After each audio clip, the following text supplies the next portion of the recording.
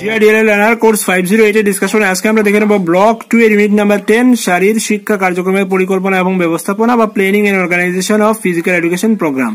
তার মধ্যে রয়েছে দেখুন যে শারীর শিক্ষা শিক্ষাদান পদ্ধতি, চারটা পদ্ধতি নিয়ে আলোচনা করা হয়েছে, ইন্ট্রামিউরাল এবং এক্সট্রামিউরাল ব্যবস্থাপনা এবং গণ কার্যক্রম পুঞ্জি পরিচালনা, শিক্ষক এবং অন্তর্ভুক্তি, এইসব বিষয়গুলি। তো ইন্ট্রামিউরাল এক্সট্রামিউরাল আমরা 508 এর ইউনিট নাম্বার 9 এ পেয়েছিলাম, সেটা নিশ্চয়ই বুঝে গেছেন, তারপর ওইখানে আভার পাবেন। তো চলুন আজকে দেখে নিচ্ছি।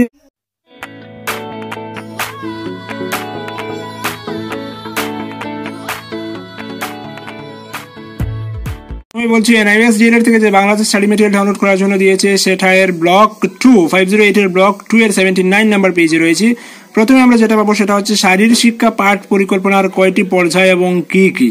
তো শারীর শিক্ষা পাঠ পরিকল্পনার কিন্তু 3টে পর্যায় রয়েছে। একটা হচ্ছে pre lesson preparation, lesson planning and implementation, একটা হচ্ছে পোস্ট লেসন অ্যাক্টিভিটিজ বা পাঠ পূর্ববর্তী প্রস্তুতি, পাঠ পরিকল্পনা এবং সম্পাদন, তারপর হচ্ছে পাঠ উত্তর কার্যাবলী। তো পাঠ পরিকল্পনার প্রথমে যেটা রয়েছে প্রি লেসন প্রিপারেশন বা পাঠ পূর্ববর্তী প্রস্তুতি, সেটা কি? সেটা হচ্ছে লক্ষ্য নির্ধারণ করা, বিষয়বস্তু তালিকাবদ্ধ করা, পদ্ধতি নির্ধারণ করা এবং ছাত্রছাত্রীদের প্রবেশ স্তর স্থির করা। তারপর যেটা লেসন প্ল্যানিং এন্ড ইমপ্লিমেন্টেশন বা পাঠ পরিকল্পনা এবং কর্ম সম্পাদন, তার মধ্যে রয়েছে দেখুন যে একক শিরোনাম প্রদান করা, নির্দেশমূলক লক্ষ্য স্থির করা, উদ্দেশ্য নির্ধারিত করা, মূলনীতি প্রস্তুত করা, উপাদান পর্যালোচনা করা, নির্দেশমূলক পদ্ধতি তৈরি করা, মূল্যায়ন পদ্ধতি শুরু করা এবং উপকরণ ব্যবহৃত করা। তারপর রয়েছে পোস্ট লেসন অ্যাক্টিভিটিজ বা পাঠ উত্তর কার্যাবলী, তার মধ্যে রয়েছে 3টি মৌলিক কার্যকলাপের অন্তর্ভুক্তিকরণের মধ্য দিয়ে শারীর শিক্ষার পাঠ পরিকল্পনা। আচ্ছা, তো পাঠ উত্তর কার্যাবলীর মধ্যে হচ্ছে পাঠ উত্তর কার্যাবলী করা হয়, যার মধ্যে থাকে মূল্যায়ন, পরিমার্জন এবং পরিকল্পনা। তারপর যেটা পেলাম সেটা হচ্ছে 3টি মৌলিক কার্যকলাপ অন্তর্ভুক্তিকরণের মধ্য দিয়ে শারীর শিক্ষা পাঠ পরিকল্পনা তৈরি করতে হবে। আচ্ছা, একটা জিনিস বলি যে আমরা দেখলাম pre lesson preparation, lesson planning and implementation, post lesson activities এর মধ্যে কি কি আসছে দেখুন যে সেখান থেকে একটা এমসিকিউ হতে পারে যে পাঠ উত্তর কার্যাবলীর মধ্যে কোনগুলো থাকছে। সেটা মূল্যায়ন থাকছে, পরিমার্জন থাকছে এবং পরিকল্পনা থাকছে। 3টে বিষয় মনে রাখবেন। তারপর হচ্ছে দেখুন যে নিচের কোনটি শারীর শিক্ষার মৌলিক কার্যকলাপের অন্তর্ভুক্ত নয়, সেটার আনসার আমরা পেয়ে যাব। 3টে অপশন রয়েছে। তো শারীর শিক্ষার মৌলিক কার্যকলাপের অন্তর্ভুক্তিকরণের জন্য পাঠ পরিকল্পনা করতে হবে। তার মধ্যে কি কি থাকতে হবে? 1 নম্বর হচ্ছে উষ্ণকরণ বা ওয়ার্মিং আপ থাকতে হবে। 2 নম্বর হচ্ছে আনুষ্ঠানিক ক্রিয়াকলাপ বা ফর্মাল অ্যাক্টিভিটিস থাকতে হবে। তারপর হচ্ছে উপভোগ্য বা রিক্রিয়েশনাল কার্যকলাপ থাকতে হবে। তো যে কোনো শারীরিক শিক্ষা কার্যক্রমের পূর্বে কিন্তু ওয়ার্মিং আপ করাতে হয়, উষ্ণকরণ, শরীরটাকে গরম করতে হয়, তাহলেই সে অ্যাক্টিভিটিতে অংশগ্রহণ করতে পারে। যেমন এক্ষেত্রে ওয়ার্মিং আপের ক্ষেত্রে কি কি করানো হয়? জাম্পিং, স্ট্রাইডিং, স্ট্রেচিং ইত্যাদি ইত্যাদি করা হয়। এতে কি হয়? অ্যাথলিটের মাংসপেশির তাপমাত্রা, বিপাক, রক্ত সঞ্চালন, কঙ্কাল নিকটস্থ পেশিসমূহের প্রতিবর্তী ক্রিয়া বৃদ্ধি করে এবং মানসিকভাবে প্রস্তুত করতে সাহায্য করে। তারপর হচ্ছে অ্যাক্টিভিটি, যেটা গেম হোক, স্পোর্টস হোক, যাই হোক সেটা করবে। তারপর হচ্ছে উপভোগ রিক্রিয়েশনাল কার্যকলাপ, ইহা হলো প্রশিক্ষণের পর শীতলীকরণ। ইহা ধীরে ধীরে দেহের তাপমাত্রা এবং হৃদস্পন্দন কমাতে সাহায্য করে। প্রথমে শরীরটাকে গরম করবে, তারপর অ্যাক্টিভিটি, তারপর হচ্ছে শরীরটাকে ঠান্ডা করতে হয়। তো তার মধ্যে দেখুন যে প্রশ্নটা হচ্ছে এমন যে নিচের কোনটি শারীরিক শিক্ষার মৌলিক কার্যকলাপের অন্তর্ভুক্ত নয়? অপশনগুলো হলো warming up, formal activities, concrete activities এবং রিক্রিয়েশনাল অ্যাক্টিভিটিজ। তো নিশ্চয়ই বুঝে গেছেন সঠিক উত্তর কোনটা। সঠিক উত্তরটা হচ্ছে অপশন সি, কনক্রিট অ্যাক্টিভিটিজ কিন্তু এখানে নেই। তারপর দেখুন যে প্রশ্ন আরেকটা হতে পারে এমন যে নিচের কোনটি শারীর শিক্ষার মৌলিক কার্যকলাপের অন্তর্গত? একটা দিল ওয়ার্মিং আপ, একটা ফর্মাল অ্যাক্টিভিটিজ, আর একটা রিক্রিয়েশনাল অ্যাক্টিভিটিজ, আর একটা দিল অল অফ দ্য অ্যাভাব। তো এক্ষেত্রে আমরা বুঝতেই পারছি যে সব কটাই কিন্তু শারীর শিক্ষা মৌলিক কার্যকলাপের অন্তর্গত, অর্থাৎ option D all of the above উপরে সব কটি, সেটাই হবে সঠিক উত্তর।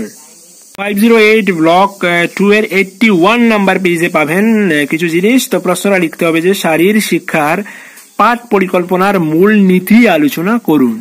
তো শারীর শিক্ষার পাঠ পরিকল্পনার মূল নীতি হচ্ছে যে বাবা প্রিন্সিপাল অফ লেসন প্ল্যানিং, সেটা হচ্ছে এই যে উষ্ণায়ন বা ওয়ার্মিং আপ, সমন্বয়পূর্ণ বিকাশ, বয়স এবং লিঙ্গ অগ্রগতি, ব্যায়ামাধীর পুনরাবৃত্তি, পাঠের ধারাবাহিকতা এবং নমনীয়তা। তো এই যে 7টা পয়েন্ট রয়েছে সেগুলো দেখবেন। তারপরেই পাচ্ছি আমরা শারীরিক শিক্ষায় শিক্ষাদান পদ্ধতি। তো শিক্ষাদান পদ্ধতিকে সাধারণত 2 ভাগে ভাগ করা যায়। একটা হচ্ছে শিক্ষক কেন্দ্রিক পদ্ধতি, আর একটা হচ্ছে শিক্ষার্থী কেন্দ্রিক পদ্ধতি বা ছাত্র কেন্দ্রিক পদ্ধতি। তো শারীরিক শিক্ষায় শিক্ষাদান পদ্ধতিকে আমরা আরো কিছু ভাগ পাবো যে শারীরিক শিক্ষা শিক্ষাদান পদ্ধতিগুলি কি কি। তো সেখানে আমরা মোটামুটি 4টে পদ্ধতি পাবো, যেটা দেখেছিলাম। প্রথম হচ্ছে কমান্ড মেথড বা নির্দেশাত্মক পদ্ধতি, একটা হচ্ছে ডেমনস্ট্রেশন মেথড বা প্রদর্শন পদ্ধতি, একটা হচ্ছে হোল পার্ট হোল মেথড বা সমগ্র অংশ সমগ্র পদ্ধতি, একটা হচ্ছে মিরর মেথড বা আয়না পদ্ধতি। তো এগুলো কিন্তু মনে রাখতে হবে। বড় প্রশ্নের জন্য আসতে পারে যে কোনো একটা পদ্ধতি সম্বন্ধে আলোচনা করুন, বা এমসিকিউ হতে পারে যে শারীরশিক্ষার শিক্ষাদান পদ্ধতি নিচের কোনটি নয়, বলে যে কোনো তিনটা অপশন দিয়ে দিতে পারে, যেটা command method, demonstration method, whole part whole method, mirror method না দিয়ে অন্য কিছু একটা দিয়ে দিতে পারে। তো জাস্ট এই জিনিসগুলো জেনে রাখলেই কিন্তু আমাদের যে কোনোভাবে প্রশ্ন করলে আনসার আমরা করতে পারবো। তো প্রথমে জানলাম যে শিক্ষাদান পদ্ধতি কত প্রকার ও কি কি। তো শিক্ষাদান পদ্ধতি হচ্ছে দুই প্রকার, একটা হচ্ছে শিক্ষক কেন্দ্রিক পদ্ধতি আর একটা হচ্ছে শিক্ষার্থী কেন্দ্রিক পদ্ধতি। আচ্ছা, এবার দেখে নেই আমাদের যে শারীরিক শিক্ষা শিক্ষাদান পদ্ধতিগুলির প্রথম যেটা কমান্ড মেথড বা নির্দেশাত্মক পদ্ধতি। তো এই পদ্ধতিতে শিক্ষণের প্রক্রিয়া সম্পূর্ণরূপে শিক্ষকের কর্তৃত্বপূর্ণ। এই পদ্ধতি অনুশীলন বা ড্রিল, মার্চিং, ডাম্বেলের অনুশীলন, হুপস ওয়ার্ল্ডস, সাধারণ অ্যাসেম্বলিতে গণ ক্রিয়াকলাপ নিয়ন্ত্রণ, র্যালি, প্যারেড ইত্যাদি শেখানোর ক্ষেত্রে কার্যকর হয়। এর কি কি গুণাবলী রয়েছে, এর কি কি মেরিটস রয়েছে, এর কি কি ডিমেরিটস বা অপূর্ণতা রয়েছে সেগুলো দেওয়া আছে দেখবেন। তারপর রয়েছে প্রদর্শন পদ্ধতি বা ডেমনস্ট্রেশন মেথড।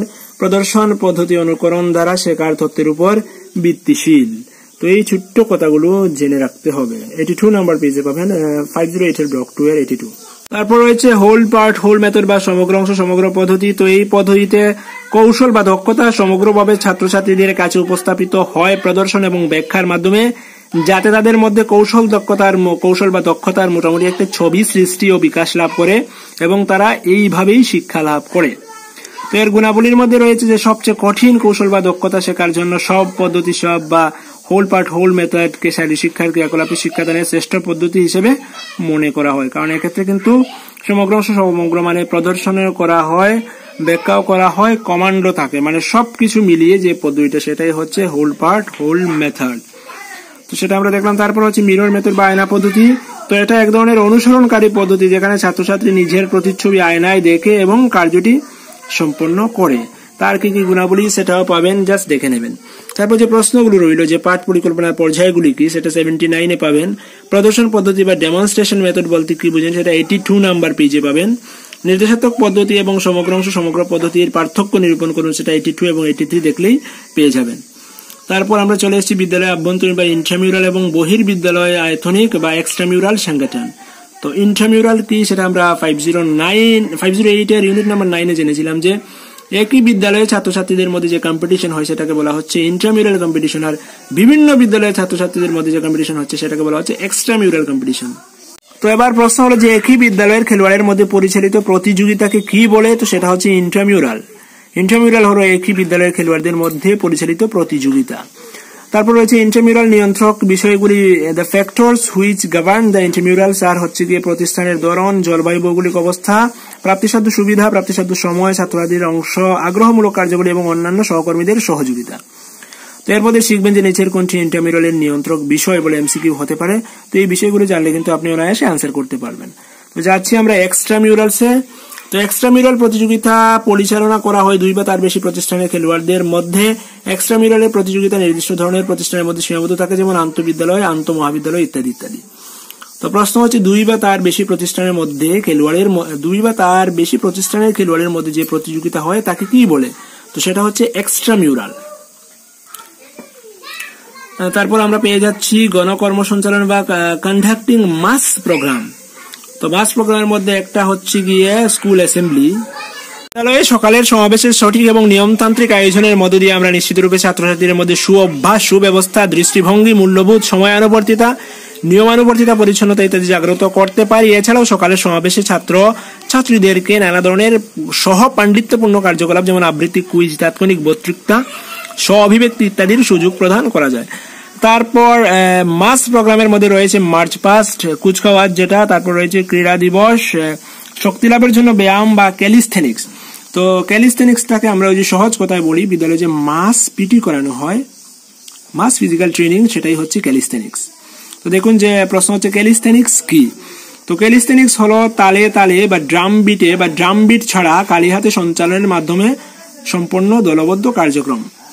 প্রাচীন গ্রিসের বিখ্যাত প্রকৃতি বিজ্ঞানী গ্যালন মনে করতেন যে কর্মক্ষমতার উন্নতি এবং স্বাস্থ্যকর জীবনের গুরুত্বপূর্ণ উপায় হলো ক্যালিস্থেনিক্স। তো ক্যালিস্থেনিক্সে গুরুত্বপূর্ণ দুটো বিষয় রয়েছে, যে এটা হলো খুব কম স্বল্প খরচ সাপেক্ষে ব্যায়াম, যেখানে অল্প সরঞ্জাম হলেই চলে বা সরঞ্জাম না হলেও চলে। তারপর হচ্ছে এগুলোর প্রদর্শনের মূল্য আছে এবং অনেক শিশুরা একত্রে যখন এগুলো করে তখন তার দারুণ উপভোগ্য হয়। তারপর যেটা শিখবেন সেটা হচ্ছে ক্যালিস্থেনিক্স শিক্ষাদানের নীতিগুলি আলোচনা করুন। তো ক্যালিস্থেনিক্স শিক্ষাদানের নীতি 88 নাম্বার পেজে পাবেন, জাস্ট একটু পড়ে নেবেন, খুব সহজভাবে লেখা আছে। 89 কোয়েশ্চন রয়েছে যে ক্যালিস্থেনিক্স কি, সেটা 87 নাম্বার পেজে পাবেন। তুমি কিভাবে ইন্ট্রামিউরাল সংগঠিত করবে সেটা 85 নাম্বার পেজে পাবেন। ইন্ট্রামিউরাল এবং এক্সট্রামিউরালের পার্থক্য কি সেটা 85, 86 নাম্বার পেজে পাবেন। তারপর রয়েছে দেখুন যে শিক্ষক এবং অন্তর্ভুক্ত বা টিচার ইন ইনক্লুশন, তার বিষয়ে কি কি শিখতে হবে সেটা আমরা দেখে নিচ্ছি। প্রশ্ন হলো যে বিদ্যালয়ে পরামর্শদাতা হিসেবে শিক্ষকের ভূমিকা আলোচনা করুন। তো পরামর্শদাতা বা কাউন্সিলর হিসেবে শিক্ষকের কি কি ভূমিকা সেটা আপনি 92 নাম্বার পেজে পাবেন। এই যে পয়েন্টগুলো রয়েছে 1, 2, 3, 4, 5, 6, 7, 8 and 9, 9টা পয়েন্ট রয়েছে, সেগুলো দেখে নেবেন 92 নাম্বার পেজে। তারপরে লাস্ট কোয়েশ্চেন হচ্ছে শিক্ষাদানকে সহজতর করার ক্ষেত্রে শিক্ষকের ভূমিকা লিখুন। শিক্ষাদানকে সহজতর করার ক্ষেত্রে শিক্ষকের ভূমিকা বা role of the teacher as facilitator, সহজতর করার ক্ষেত্রে শিক্ষকের ভূমিকা, সেটা এই 93 নাম্বার পেজে পাবেন। এবং 93, 94 এ রয়েছে কিছু জিনিস, এবং তার সাথেই শেষ হয়ে যাচ্ছে এই চ্যাপ্টারটা। চ্যাপ্টারের শেষে যে প্রশ্নগুলো রয়েছে সেগুলো দেখে নিই এবং তার আনসারগুলো কোথায় পাবো সেগুলো এবার দেখে নিচ্ছি। 508 ব্লক 2 এর ইউনিট নাম্বার 10 এর পাঠ শেষের অনুশীলনীতে রয়েছে 5টা প্রশ্ন, যে পাঠ পরিকল্পনা কি, পাঠ পরিকল্পনার নীতিগুলি লিখুন, সেটা 81 নাম্বার পেজে পাবেন। মিরর বা আয়না মেথড বলতে কি বুঝেন সেটা 83 নাম্বার পেজে পাবেন। মার্চ পাস্ট কি সেটা 87 নাম্বার পেজে পাবেন। ইন্ট্রামিউরাল ব্যবস্থাপনার গুরুত্বপূর্ণ বিষয়গুলি কি কি সেটা 85 নাম্বার পেজে পাবেন। সহজতর করার ক্ষেত্রে শিক্ষকের ভূমিকা বা ফ্যাসিলিটেটর হিসেবে শিক্ষকের ভূমিকা সেটা 93 নাম্বার পেজে পাবেন। তো এর সাথে আমার আজকের আলোচনা এখানে শেষ করছি। নেক্সট ডেতে অন্য কোনো টপিক নিয়ে আলোচনা করবো, ততক্ষণ ভালো থাকবেন। আর হ্যাঁ, আজকে কিন্তু 508 এর সাজেশন বেসড আনসার গুলো পেয়ে যাবেন। তো keep studying and stay tuned with SMT tutorial. Thank you.